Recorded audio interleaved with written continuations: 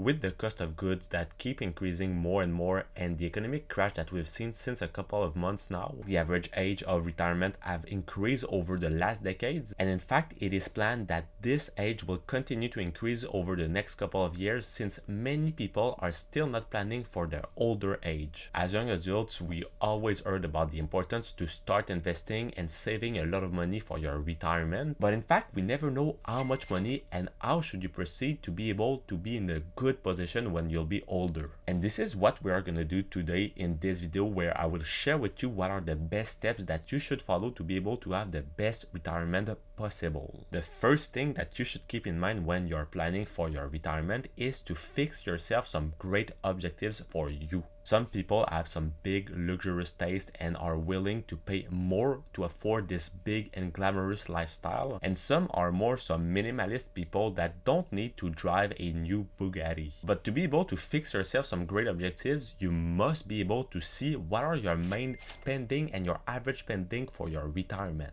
And to do that, you can use the 4% rule. But some of you might be wondering, what is the 4% rule? This formula is a basic rule of thumb where you just calculate what is the net worth needed to be able to afford your lifestyle during your retirement. This is a good tool to see what should be your spendings during your retirement years. And as you can understand with the name, this will be an equation with the 4% needed of your value of your portfolio adjusted with the inflation each and every single year. According to this formula, it means that if your current net worth and your portfolio value is about $2 million, with this 4% for your first year of retirement, you should be able to spend about $80,000, and the next year you will have to adjust it with the inflation that is predicted. Obviously, you can understand that this amount of the value of your portfolio will fluctuate a lot depending on the variation of the stock market, so you're very depending on the global economic situation. But if you want to reduce your risk of your overall portfolio, obviously you could decide to, for example, buy different real estate properties. Also, another important point about this rule is that it is implying a 30 years period. That means that if you're currently 30 years old and that you would like to retire in the next year, it means that with this rule you would live until about 60 years old. Meaning that, for example, if you reach 70 or 80 years old, you might not even have enough liquidity to be able to sustain a great lifestyle. Plus, this kind of rule doesn't apply all the different taxation that you will have to pay when, for example, you withdraw your money from your different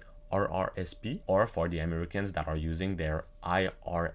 And the last point about this rule is that the level of confidence should be super high, close to about 100%, meaning that all the different historical simulations that are based with some historical data should almost always be the same, so close to about 10% per year of return for the average market. Obviously, if the market would average about 10% of return per year, this would make that everyone should be able to take their retirement pretty fast if they would be able to invest. Unfortunately, we are not living into a unicorn or rainbow world where everything is good and positive, especially since the beginning of 2022, where we have seen that the market has been averaging about less 20% or more, which means that the average people that have invested massively into the market have lost 20% or more of their retirement fund. And that's a pretty bad news for all the different seniors that are close to their retirement but that might be forced to continue working before to take it. So if you're withdrawing money when the market is down about 20%, if the market goes up of 20% next year, it will still not have the same value as it was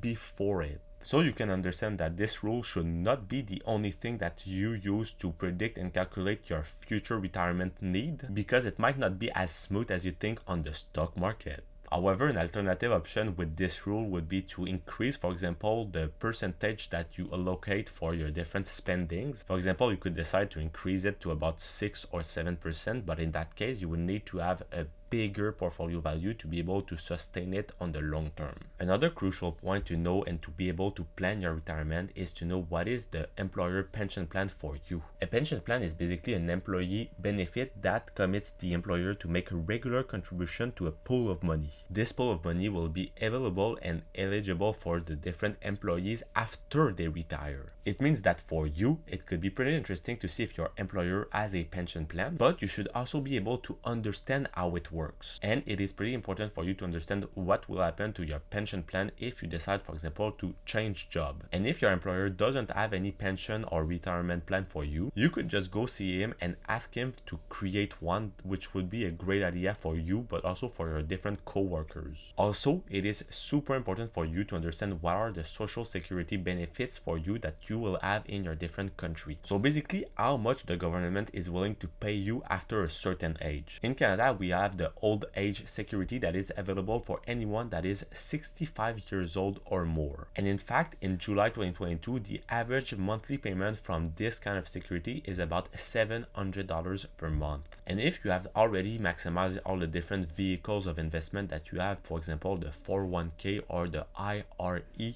for the Americans, or for the Canadian, your different RRSP or your TFSA, well, it could be a great idea to check out for the different life insurance. A life insurance is basically a contract and a promise between the insurer and the policy holders that when this policy holder will die, a certain amount of money will be paid to the designated beneficiary. This could also have some great tax efficiency advantages, but it could also help massively your succession when you will die. And finally, a great other alternative for you to do when you'll be older to generate some great money would be to continue or start a brand new side hustle. On my channel, you might know that I'm talking a lot about the different side hustle that you can start at any age, especially when you're young and that you have a lot of time and energy. But it could also be a great idea to start one or continue one when you're older, especially knowing that the elders in general doesn't necessarily have the same social life as young adults. So it could be a great way for them to have some brand new contacts and have fun while generating some great money. In the end, you must be able to prepare for the worst and hope for the best, meaning that you must have more liquidity and more potential investment compared to not enough. Especially right now in those tumultuous times, if you're not sure how to do it well or how and how much should you save on your side, it could be a great idea in that case to go see a professional, so potentially a financial advisor, to help you out with this and with your personal situation. This obviously could help you to have some better results at the end, and obviously this could have some more efficiency with different simulation that they would do on their side, because there are many different unexpected events that could impact your future retirement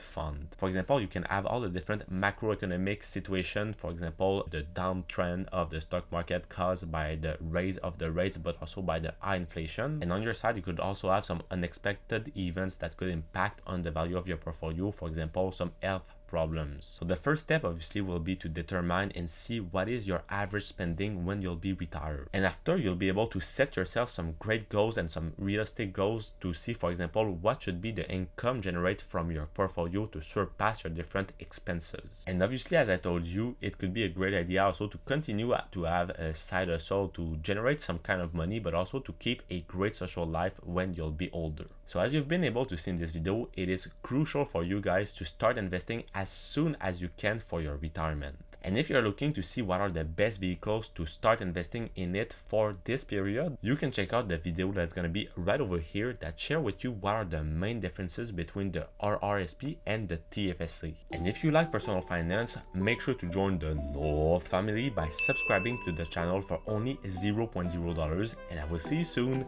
Peace!